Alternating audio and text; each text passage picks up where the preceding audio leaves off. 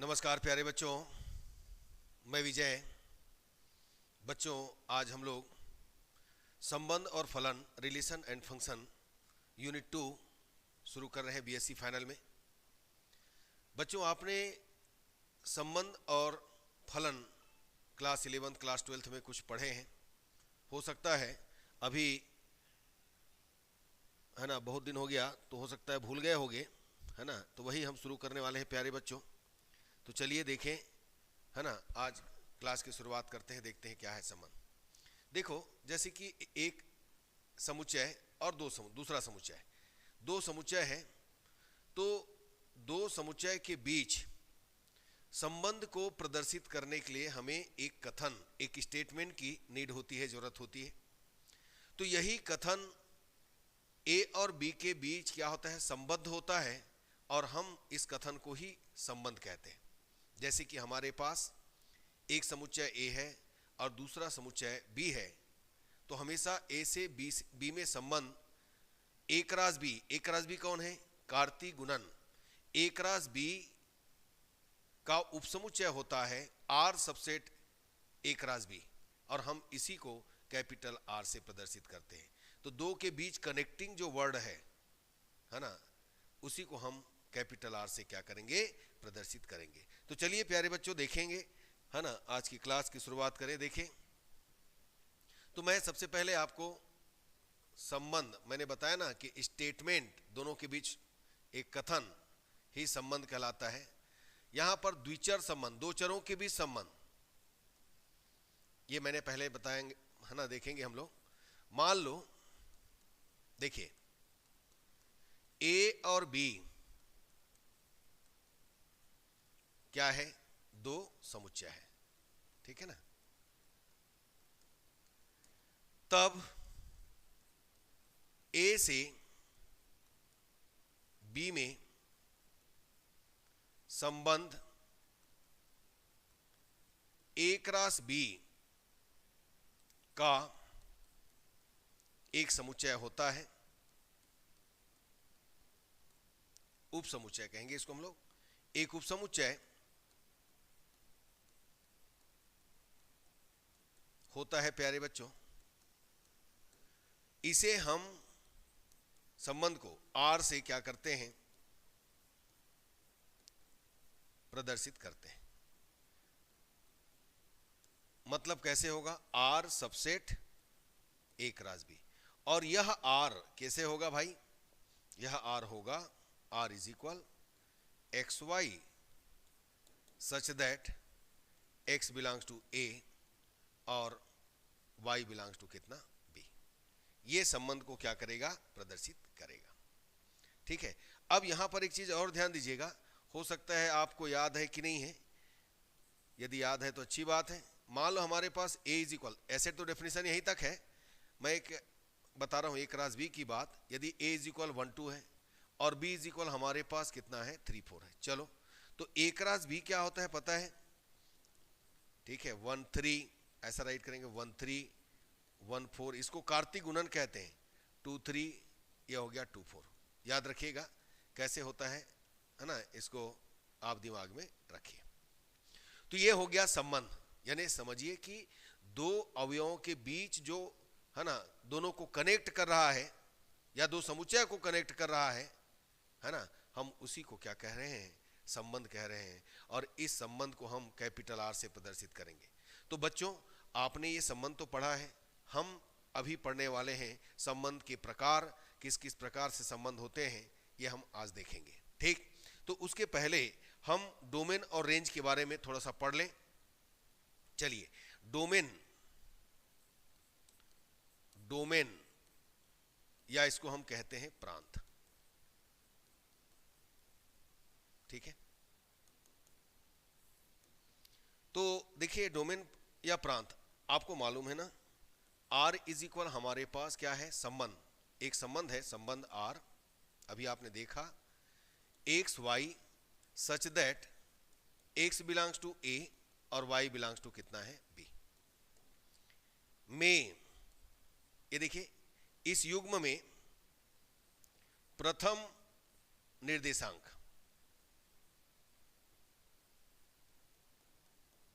प्रथम निर्देशांक यानी x समुच्चय का क्या कहलाएगा? डोमेन। इसको हम डोमेन कहते हैं, ठीक है ना। मान लेते हैं ये समुच्चय मतलब संबंध बनना चाहिए, संबंध रहेगा तो उसी संबंध का जो माने कार्तीय गुणनफल से जो हमको युग्म मिला रहेगा उसका पहला अवयव प्रांत कहलाता है। इसी में कोडोमेन भी आता है, सहप्रांत। तो सहप्रांत में संबंध की जरूरत नहीं है। यदि आपको ए और बी दो समुच्चय दिया है तो समुच्चय बी को हम सहप्रांत कहेंगे, उसमें संबंध की जरूरत नहीं है। समझ में आ रहा है क्या बोल रहे हैं हम? मान लेते हैं हमारे पास एक चीज यहां पर देखें, a इज इक्वल कितना है, अभी देखा आपने 1 2 3, और b इज इक्वल कितना है ना, ये समझो कि 3 4 है, ये हमारे पास है। तो यहां पर ये दोनों रिलेशन बनाया, चलिए हमने दोनों का रिलेशन दिखा दिया, 1 3 1 4 और ये हो जाएगा 2 3 ये 2 4। ये रिलेशन बनना चाहिए, वहां पर जो स्टेटमेंट दिया रहेगा उसके हिसाब से। मैं तो ऐसे ही डायरेक्ट लिख दिया हूं। अब मैं ये कह रहा हूं कि ये रिलेशन का ही देखना है हमको। डोमेन, डोमेन के लिए क्या देखेंगे?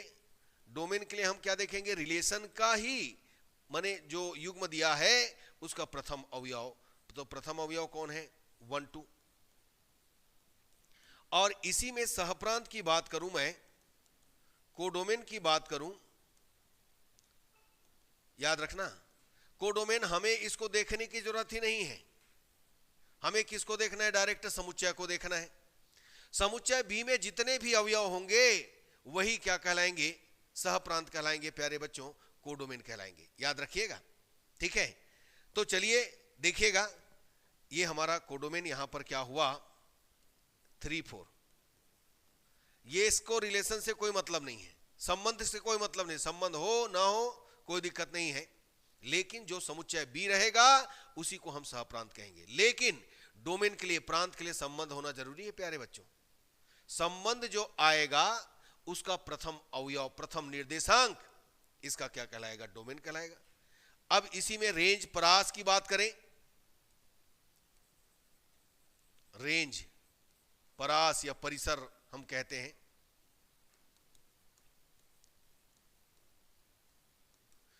तो इसके लिए भी क्या होना चाहिए? संबंध होना चाहिए। संबंध आर का, आर का द्वितीय, आर के अवयव एक्स वाई, ऐसा समझो कि द्वितीय निर्देशांक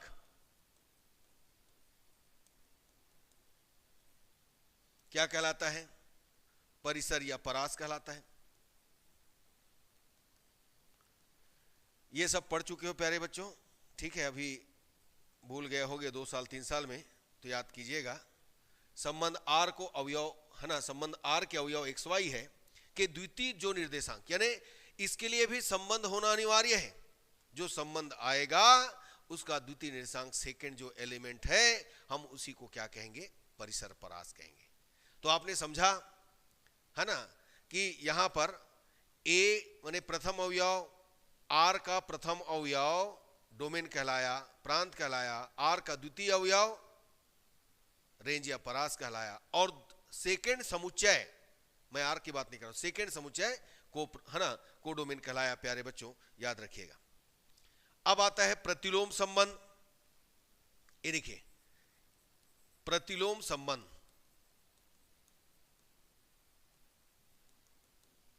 मान लो ए और बी दो समुच्चय है तथा R X Y such that x belongs to A, y belongs to B, A से B में एक क्या है? संबंध है, तब इसका प्रतिलोम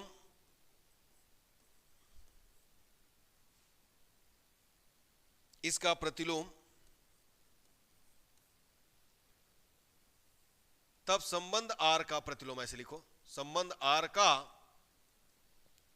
प्रतिलोम जिसे आर इनवर्स से प्रदर्शित करते हैं, बी से ए में क्या होता है, संबंध होता है बच्चों। उल्टा कर देंगे, प्रतिलोम ले लेंगे। क्या बोला, यदि r is equal X Y such that x belongs to a, y belongs to b, a से b में एक संबंध है, तब संबंध r का प्रतिलोम हम जिसे r इनवर्स से r पावर -1 r इनवर्स से प्रदर्शित करेंगे, b से a में एक संबंध होगा। और कैसे प्रदर्शित होगा प्यारे बच्चों, इसको हम प्रदर्शित करेंगे r इनवर्स इज इक्वल, ये आ जाएगा yx। देखिए निर्देशांक बदल गया, x का रोल कौन करेगा y, y का रोल कौन करेगा x। तो ये हो जाएगा प्यारे बच्चों x बिलोंग्स टू a और y बिलोंग्स टू b। ये वही रहेगा, a और b का एलिमेंट कहीं बदल जाएगा क्या, नहीं बदलेगा। सपोज आपके पास r इज इक्वल कितना दिया है, 1 2 3 4 5 6 7 8, ये इस ढंग से है। मैं इसका r इनवर्स निकालना चाहता हूं, तो बस मुझे क्या करना होगा, इसको बदलना होगा। तो 1 2 का आ जाएगा 2 1, ये आ जाएगा 4 3, ये आ जाएगा 6 5 और ये आ जाएगा 8 7। बस इतना ही याद रखना है। तो समझ गए प्रतिलोम, बिल्कुल याद रखिएगा, r inverse is equal yx such that y belongs to b and x belongs to a। तो ये तो हुआ संबंध, नोट कीजिए जल्दी इसको। अब इसके बाद आता है प्यारे बच्चों संयोजित संबंध, कंपोजिट रिलेशन। चलिए नोट कीजिए जल्दी। अब आता है संयोजित संबंध, कंपोजिट, इसका थ्योरम आता है प्यारे बच्चों, अभी बताएंगे। कंपोजिट रिलेशन, पहले इसको डिफाइन कर लें। यानी समझिए दो संबंधों का क्या है, योग। ठीक है, दो संबंधों का क्या है, ये योग है। तो चलिए मान लो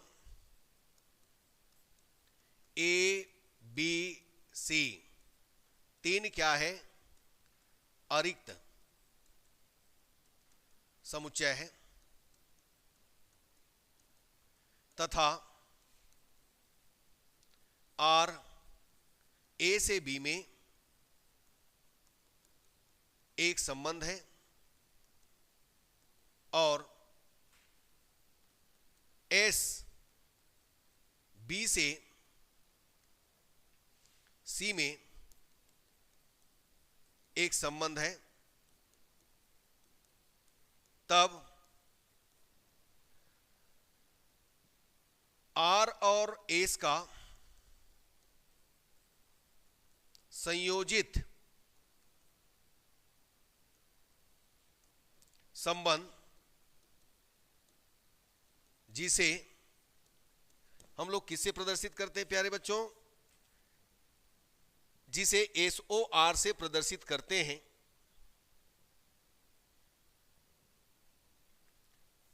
देखिएगा, जिसे SOR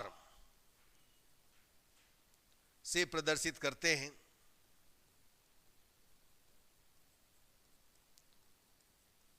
निम्न प्रकार परिभाषित होता है।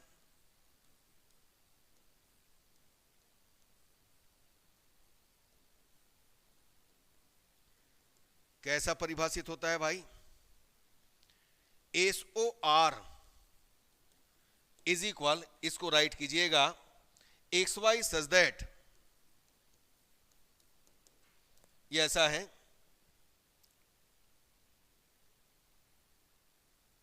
सॉरी XZ सच दैट, ऐसा रहेगा प्यारे बच्चों, XZ सच दैट एक अवयव Y का अस्तित्व इस प्रकार है। कैसा है कि XY बिलोंग्स टू R और YZ बिलोंग्स टू S। ये देखिए, बस ये परिभाषा याद रखिएगा। SOR इसको हम कहेंगे संयोजी संबंध, composite relation. XOR SOR is equal XJ such that, इन दोनों के बीच एक अवयव को हम क्या कर सकते हैं, डाल सकते हैं, रख सकते हैं, कंटेन कर सकते हैं प्यारे बच्चों। तो एक अवयव y का अस्तित्व इस प्रकार है कि XY सच है ना, XY बिलोंग्स टू R और YZ बिलोंग्स टू S, बस याद रखिएगा। और इसी का एक थ्योरम है, चलिए, जो कि बहुत ही इंपॉर्टेंट है आपके एग्जाम के लिए, बिल्कुल आना है आपके एग्जाम में, ये बहुत इंपॉर्टेंट थ्योरम प्यारे बच्चों। मैं पहले इसका स्टेटमेंट लिख देता हूं। यदि R इनवर्स और एस इनवर्स क्रमशः संबंधों आर व एस के प्रतिलोम संबंध है, तब सिद्ध कीजिए, ये हमको दिया है, SOR inverse is equal R inverse O S inverse. देखिएगा, SOR inverse is equal R inverse O S inverse. चलो अब इसको हम लोग प्रूव करेंगे प्यारे बच्चों। हाँ डामेश्वरी साहू जी, गुड मॉर्निंग। देखो ना बेटा, इस बिल्कुल आपके एग्जाम में पहुंचेगा, इसको तैयार कर लेना, ठीक है डामेश्वरी जी। चलिए आगे बढ़ते हैं, देखिएगा, SOR inverse is equal R inverse O S inverse है। देखो क्या दिया है प्यारे बच्चों, जब कभी भी एक काम करना, ये तो आपके साथ पेपर में है ना घर आ जाएगा, लेकिन आपको वहां पर क्या लिखना है, पहले इसी को लिखना होगा। हमें दिया है, देखो कैसे लिखना है बता देता हूं आपको, क्योंकि हम लोग डायरेक्ट यहीं से शुरू करते हैं, ऐसे शुरू नहीं करना है। आप भाई, ये तो आपके पास जो प्रश्न पेपर है उसमें रहेगा, आंसर शीट में इसमें जाएगा, तो इसको पूरा लिखना पड़ेगा। कैसे लिखोगे, मान लो R इनवर्स और एस इनवर्स क्रमशः, ये लिखने का तरीका ऐसा नहीं कि डबल लिख रहे हैं, ऐसा नहीं है, ये तो हमारे साथ वापस आएगा। एस इनवर्स क्रमशः संबंधों R व एस के प्रतिलोम संबंध है, तब हमें सिद्ध करना है बच्चों। क्या सिद्ध करना है, SOR inverse whole inverse R inverse O S inverse. चलिए अब इसको प्रूव करते हैं। तो बच्चों समुच्चय इक्वल बताने के लिए हम लोग क्या करते हैं पता है ना, इसके लिए एलिमेंट मान लेते हैं। देखो मान लो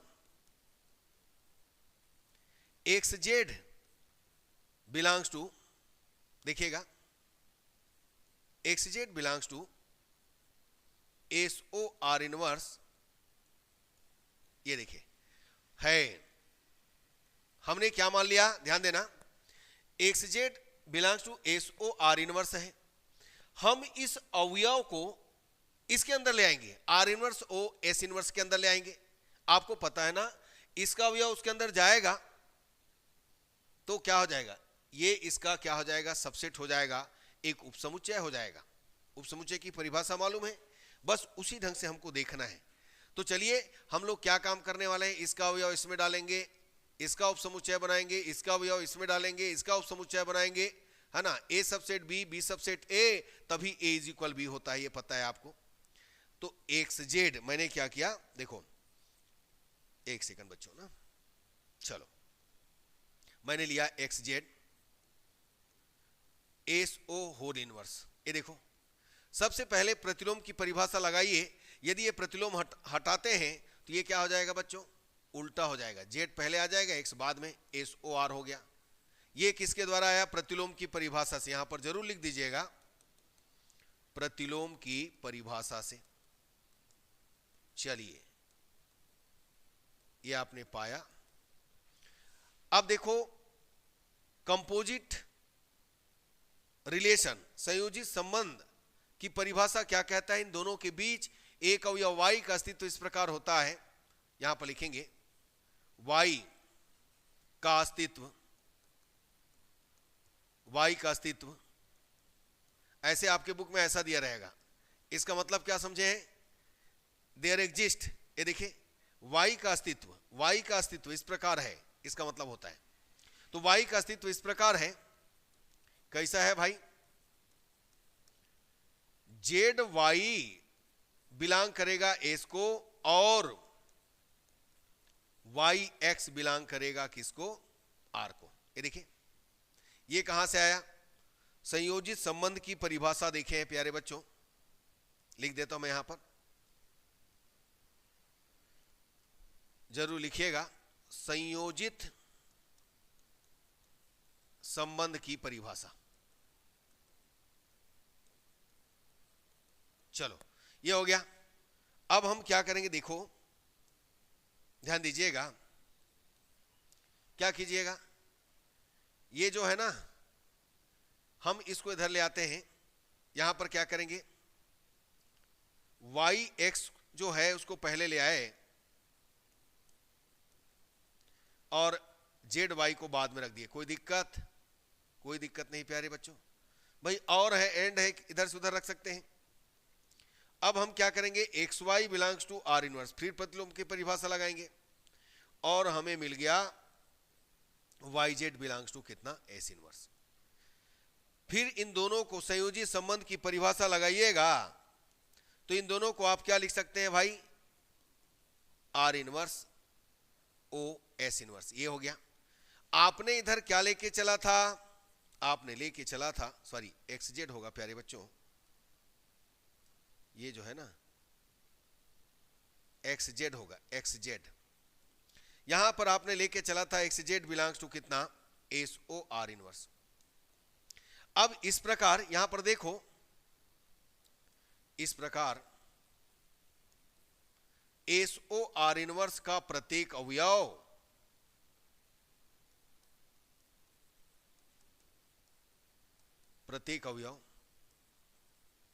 कहां चले गया भाई, तो फलतः क्या फल मिलेगा, S O R whole inverse subset हो जाएगा प्यारे बच्चों, R inverse O S inverse. ये हो गया इक्वेशन फर्स्ट।